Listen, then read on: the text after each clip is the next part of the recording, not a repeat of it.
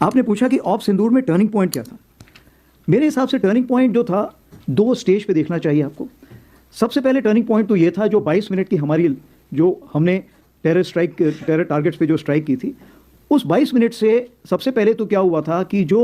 उनका decision making cycle था opposite side का, वो बिल्कुल हिल गया था। एंड उन्हें वक्त लगा समझने में। एंड चूंकि वक्त लगा तो जिसके हाथ में जो आया, किसी ने पत्थर फेंकना शुरू कर दिया, किसी ने ड्रोन, किसी ने मिसाइल,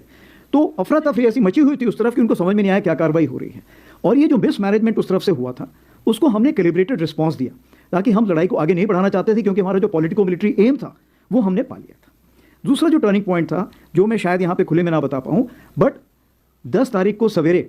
कुछ ऐसे निर्देश तीनों सेनाओं को दे दिए गए थे कि अगर ये लड़ाई आगे बढ़ती तो इसमें क्या होना था, वो जिसको समझ में आना था उसकी समझ में आ चुका था।